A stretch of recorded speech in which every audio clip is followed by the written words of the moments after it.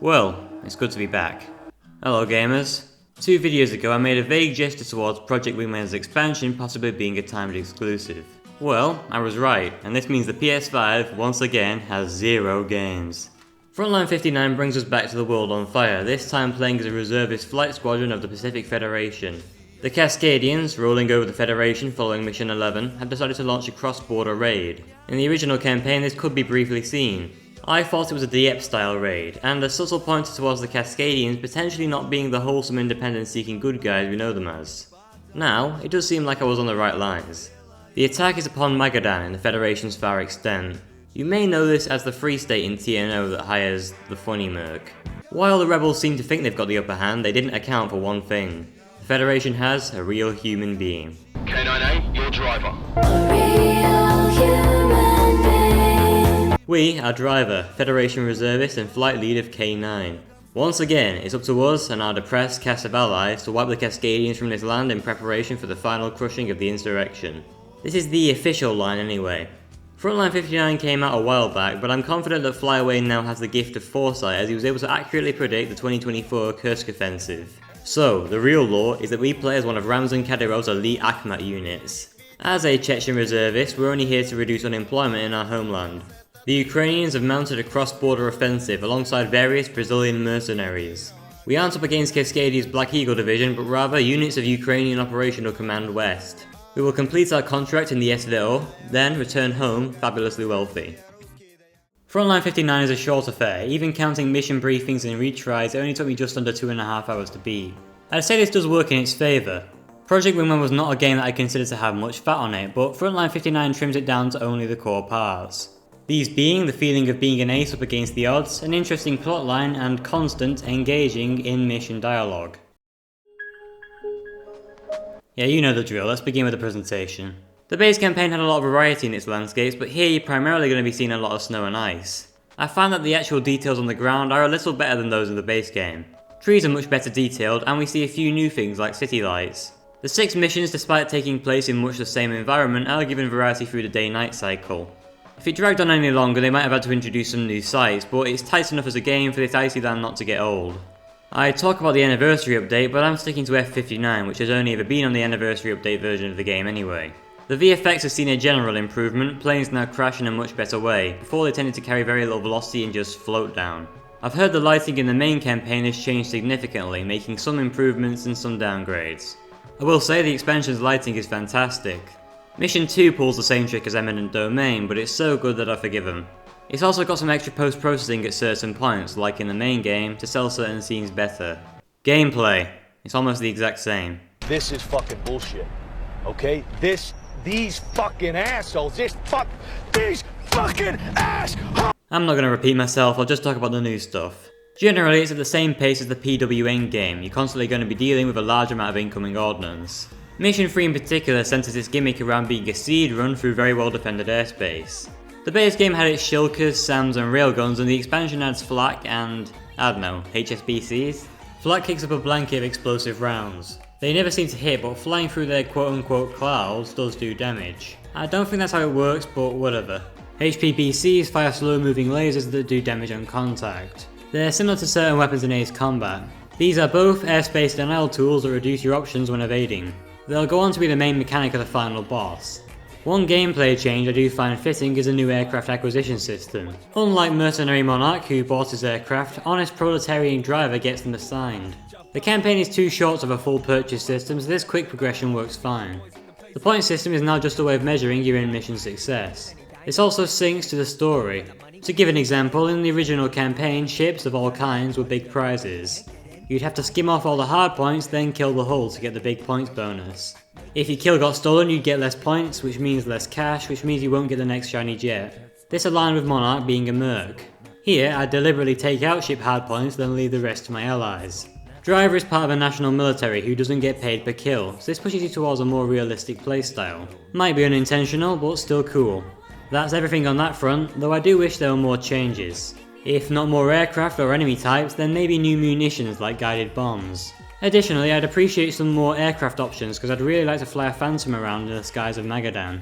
As for the music, the base game had 40 tracks. Frontline 59 has 18, which is an impressive amount for such a short experience. There's nothing reused either, from opening the main menu to the credits it's all new stuff. The hangar theme is a little more excitable than last time, it represents the pre-mission anticipation.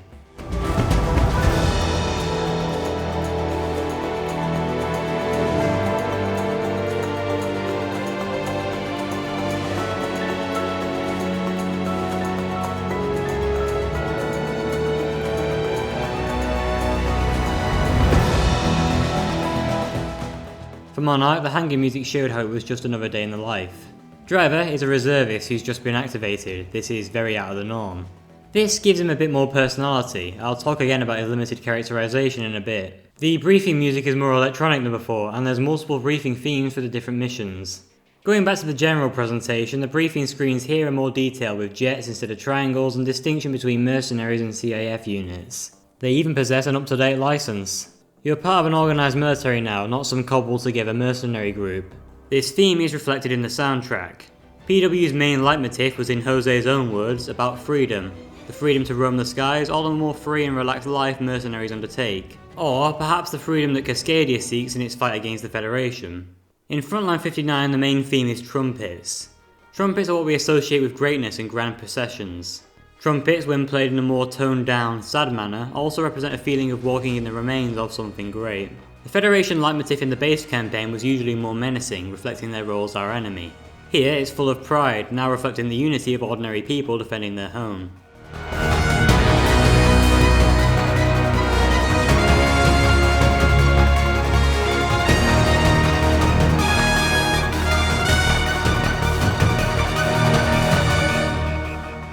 I'll go case by case for the in-mission soundtracks as there's only a few. Same goes for the story, speaking of which...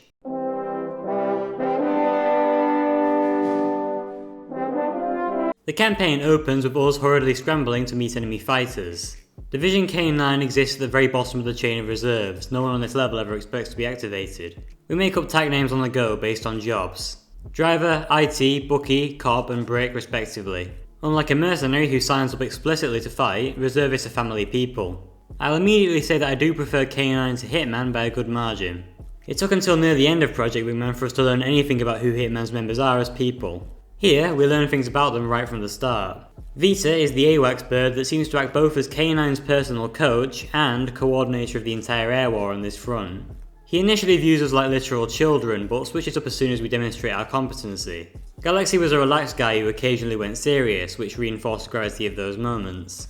Vita is very professional, so him breaking this professionalism serves the same function. He has a personal disdain for mercenaries, and through his specific patriotism, he's a link between some people who just want to go home and high command. Cobb and Brick are similar people, parents who work with their hands. Voice acting in this DLC sees a significant improvement. Brick and Cobb both sound exactly like you'd expect them to. Yeah, an hour ago I was on the shitter. Doesn't matter now, does it? Hey, driver. You're in the A position for a reason. Do some of that piloting stuff. Follow your lead. Brick plays things mostly straight, while Cobb has a lot of dry humour. Bucky is probably the least interesting of the characters here, but I'm still glad he's around. He's a younger man who meshes well with the older Brick. He only does one gambling related one-liner, and for that I appreciate the restraint. Unlike some people. I've got a bet on me getting out of this. ITI initially dismissed as being a B-Tech version of Prez. She's got some more stuff up her sleeve though, as I'll explain shortly. Bottom of the Barrel is an inversion of Cold War, though they do take place on the same day. What is wrong with you? Why are you blue? Instead of carving through the Federation, we're protecting the remaining fighters from some overeager mercs who've pushed into Magadan's airspace. They do get a warning from Galaxy about the lack of operational support at this range, but they're bloodthirsty enough to ignore it. It's a simple mission gameplay wise, just downing aircraft until the quote unquote boss squadron arrives, whom we also obliterate. They get a nice theme at least.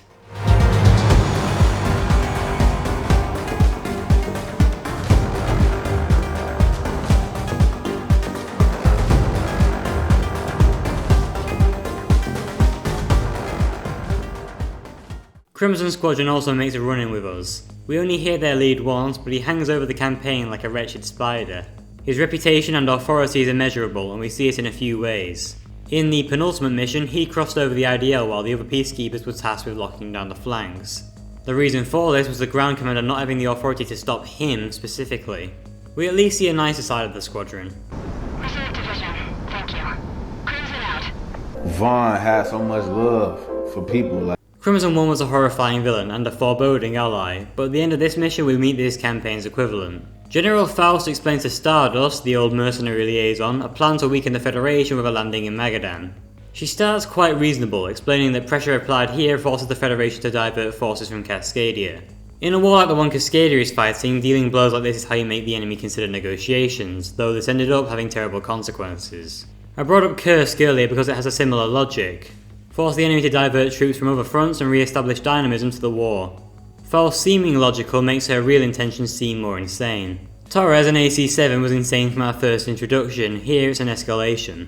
Faust in itself is very obvious symbolism. Faust is Faustian because she trades her position as a respected officer, and ultimately her life, to get a chance at glory. Now I've already stated that I like K9 more than Hitmen. Well, my main complaint first time round was that the crew had too few interactions with each other. They talked to Driver and Vita, but outside the first mission they rarely chatted to each other. There is actually some fully recorded cut dialogue supposed to play during takeoff scenes. They add a ton to the characterization, and it's a real shame they didn't make it in.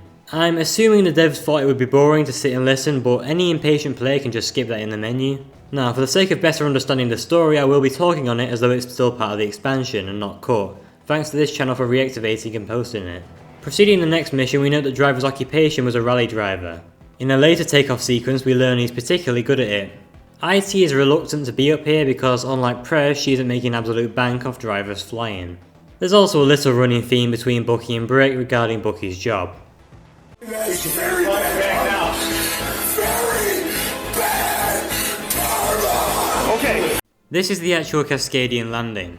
There's too many to stop, so the plan is to inflict high casualties on them and then retreat progressively. There's a general air of desperation. The ground forces, like us, are all reservists and have little experience. The targets are landing forces and their air cover. It's therefore important to remember the first rule of CAS, aura farming. The Frogfoots are supposedly from Rosedower, another link back to the main campaign. The star of the supporting cast in the base game, Captain Woodward, returns in roughly the same capacity.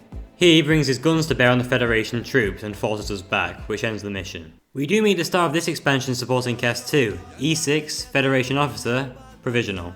Despite taking place in modern day Russia, most people in Frontline 59 speak with American accents. There were a few Scots in Mission 1 to be fair. Ignoring the language, I like to imagine that ethnically the cast is made up of the various groups of Russian society. In the base game, the Red Line in Sirens of Defeat gave you a very large battle fleet to fight. I wondered if the same would happen here, but we just magically crash.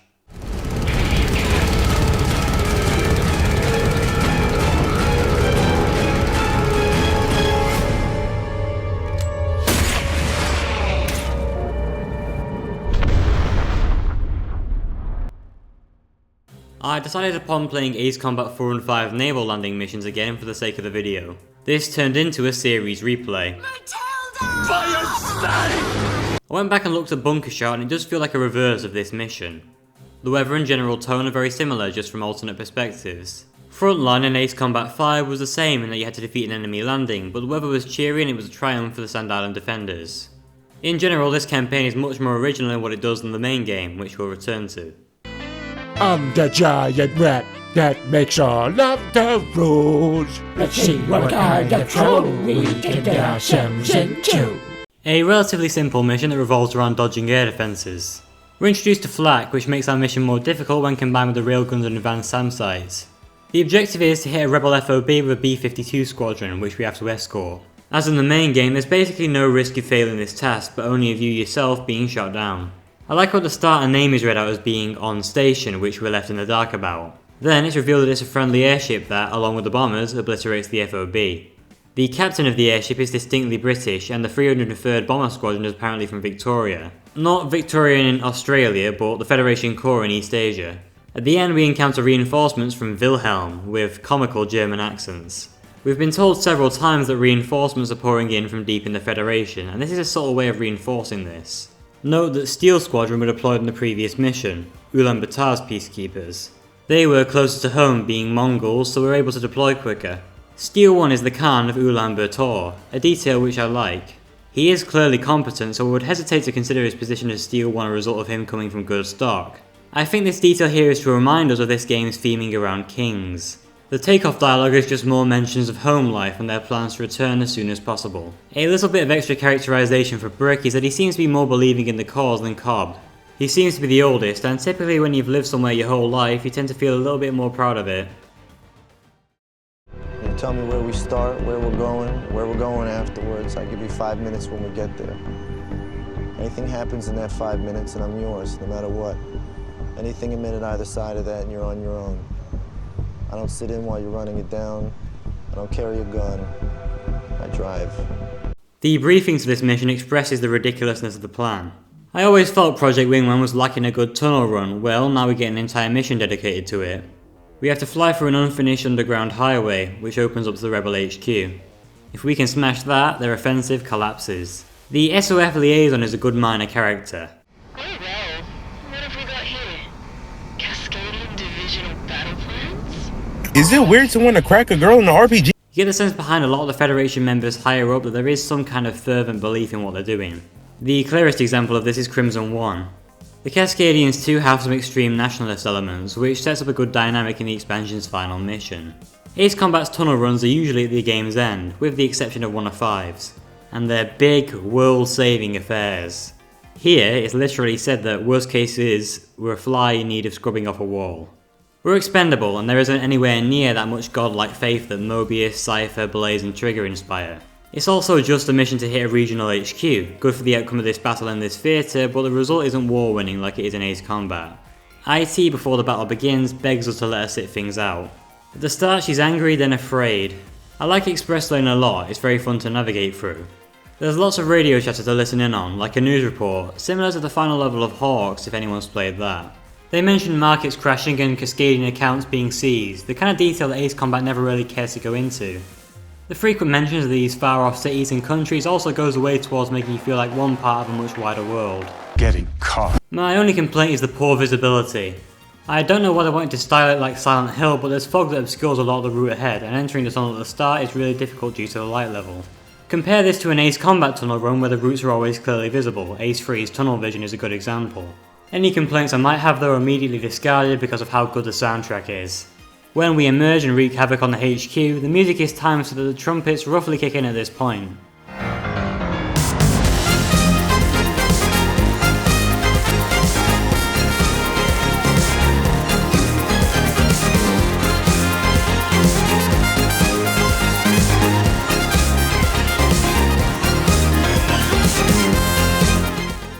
Again, trumpets mean triumph. Also, the devs have to have something against yacht owners at this point. This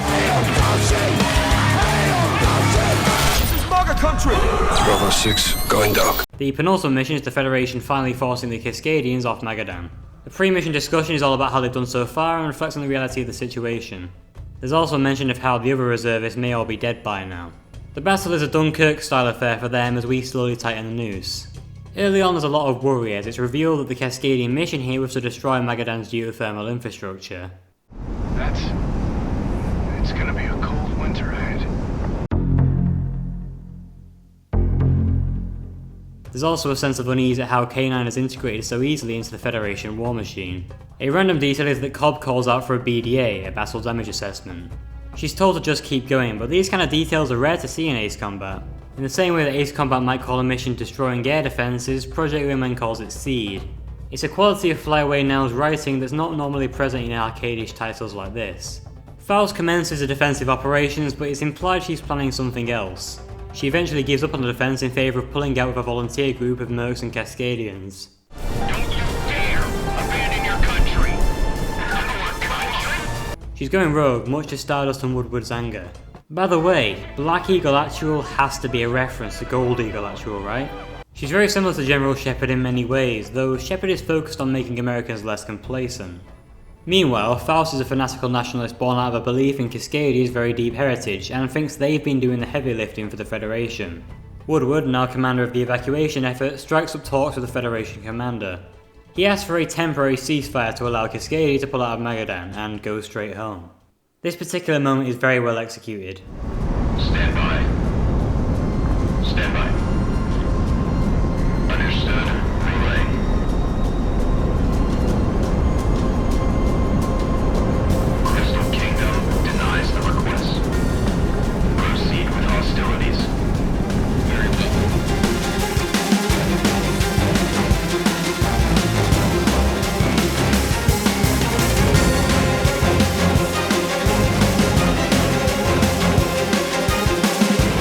People act like this move is a war crime when it isn't.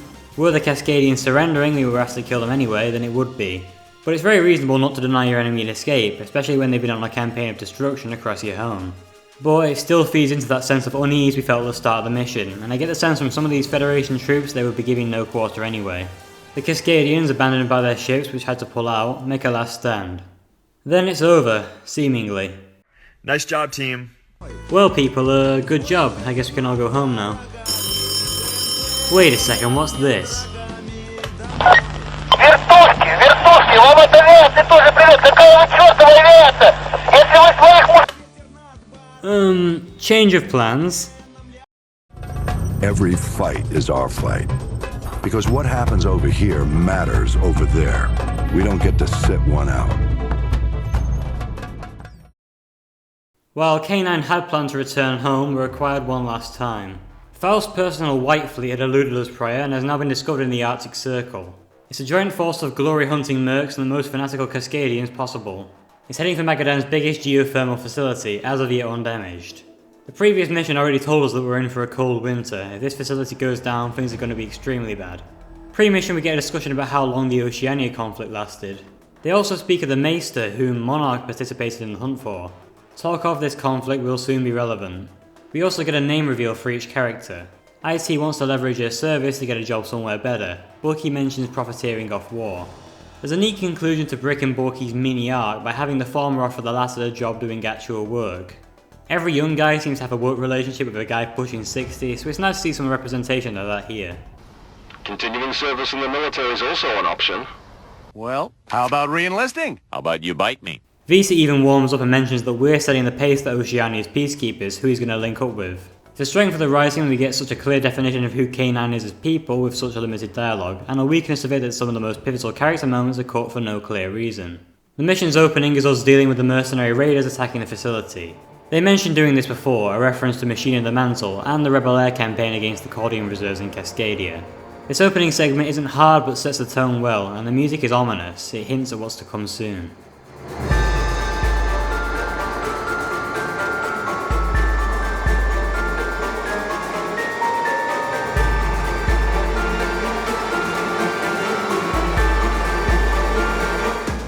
There's also a line from a civilian facility officer I find interesting. This is only a bit of minor theming, but we can tell the Federation places pride in the collective and the state, while Cascadian mythos is built up much more around specific people.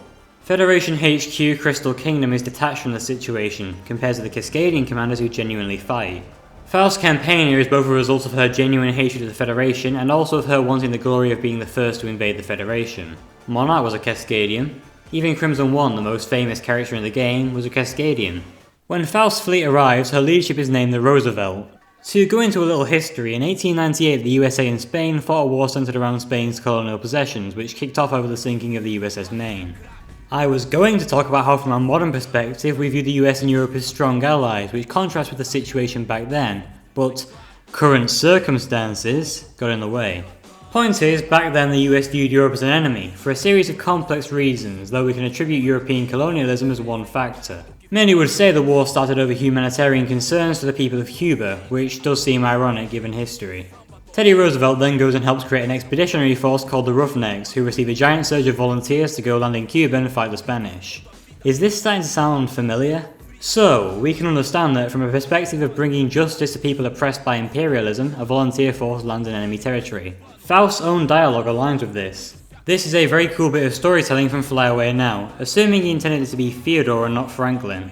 There's a very funny possibility that Faust does all of this out of a fanaticism for the New Deal and Lend-Lease. The fight itself is a long battle against the Roosevelt, assisted by the air defense teams below. On occasion, other ships in the White Fleet back her up, which would be mini-bosses in their own right. The ship has plenty of lasers and thermobaric flak, which you'll definitely want to avoid. Orion Squadron also arrives, whom we quickly dispatch. Music for the boss fight is split into 2 tracks for different phases, making 4 tracks overall for the mission.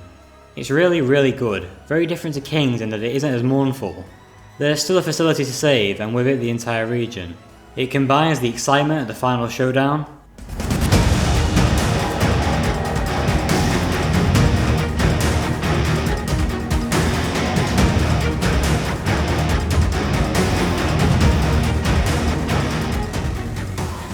the fear of what's soon to come,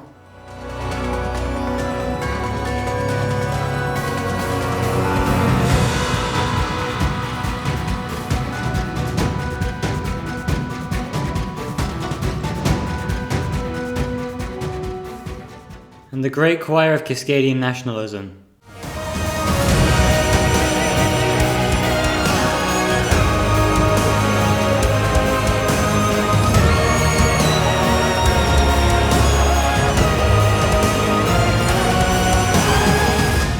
There's some interesting back and forth between K9 and Faust, though I'd like to pay initial attention to this line. It's time to finally talk about Driver's character. Driver, upon launching the campaign, was already ranked as what's likely captain. This is not an especially high rank in your average Air Force, but it does indicate at least 4 years service. Alternatively, he could be a much higher rank, but I think he'd be in a non-combat position if that were the case. I think the more exciting hanging music represents Driver's anticipation to get back in the game. He could well be an Oceania veteran. Monarch was also likened to some kind of kingmaker from the last war, they're very similar characters. It's also not exactly subtle that mercenaries get called dogs while we play as K9.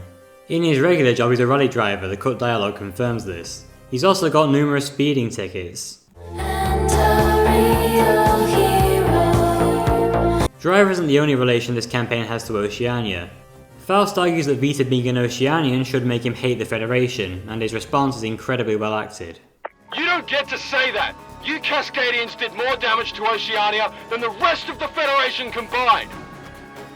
You all belong to the dogs! Kill them all, K9! It seems that another interesting part of Cascadian nationalism is their pride in their achievements under the Federation, including the crushing of Oceania's insurrection and the defeat of Vietnam. K9's other attacks on Faust are more just them yelling at a cloud. The Cascadian defense becomes progressively more desperate, to the point they start using sidearms against us. Eventually, we win. Faust and the veterans of the Cascadian National Guard know exactly what's at stake. There's a lot of things that could be discussed here. Note that the deal was being planned prior to Consequence of Power. Faust's concerns of mercenaries becoming hugely powerful are quite valid. Sicario was one of the more measured organisations, many mercs are the equivalent of pirates and raiders. However, her solution to prevent apocalyptic violence from a mercenary uprising is also apocalyptic violence. I think this idea of a war of annihilation is mirrored in the Federation's actions. Earlier in the mission, IT called out cruise missiles at 12,000 feet in an unsubtitled line. When we get a closer look, we clearly recognise what's happening, and we can just about hear some familiar dialogue. But as Bucky says, it's not our deal. The post-processing gets stepped up watching the Cordian cruise missiles, then...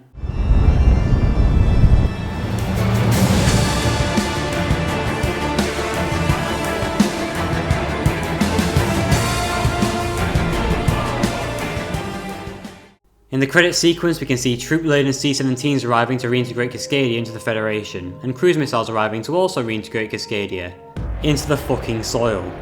Frontline 59 is a major step up from Project Wingman. Don't get me wrong, I really like PW, but it was in many ways just a rerun of Ace Combat Zero with alternate theming at the end. I mean, the best mission was literally just a copy-paste of Mayhem complete with the same dialogue. He copied my whole fucking flow! Word for word, bar for bar! Frontline 59's reservist perspective does something truly new in the genre. The writing is better across the board, with every line revealing something in some way. Between this and the base game, the stage is definitely set for a prequel in Oceania. The idea of something holy to mercenaries is just too interesting not to explore further. Another thing of note though, Project Wingman has proved to other indie developers that it is possible to make a great flight action game without a big budget and big team. There's lots of games in position to come out soon in this genre, and if any prick my interest you can expect similar coverage. So yeah, I really like Frontline 59, even if the matter of it coming out on PS5 first was controversial. Whatever PlayStation offered in that deal had to have been worth it, and I respect getting the bag. You know what else would get you that bag, Sector D2? Dropping the art book! A driver, a cobbler, a bookie, a bricklayer, and an IT professional all walk into a hangar one day. Yeah? What's the punchline? They become fighter pilots. You're the only ones that showed up? Shut up! Both of you! Still trying to remember how to fly this thing. This is airborne warning of control systems aircraft to Vita. Я бегу по выжженной земле. K9D, brick. Гермошлем захлопнув на ходу. K9B, rookie. Мой фантом стрелою белой на распластанном крыле с ревом набирает высоту. K9C, cop. Мой фантом стрелою белой на распластанном крыле с ревом набирает высоту. Вижу голубеющую даль. K9A, your driver. Нарушать такую просто жаль. Жаль, что ты ее не видишь. Путь наш труден и далек. Мой фантом несется на восток. Делаю я левый поворот. Я теперь палач, а не пилот. Нагибаюсь над прицелом, и ракеты мчатся к цели. Впереди еще один заход. Вижу в небе белую черту. Мой фантом теряет высоту. Катапульта он спасение, и на стропах натяжение. Сердце в пятки, в штопор я иду. Только приземлился в тот же миг. Из кустов раздался дикий крик. Кто же тот пилот, что меня сбил? Одного вьетнамца я спросил. Отвечал мне тот раскосый, что командовал допросом. Сбил тебя наш летчик Лисицын. Это вы, вьетнамцы, врете зря. Шлемофоне четко слышал я.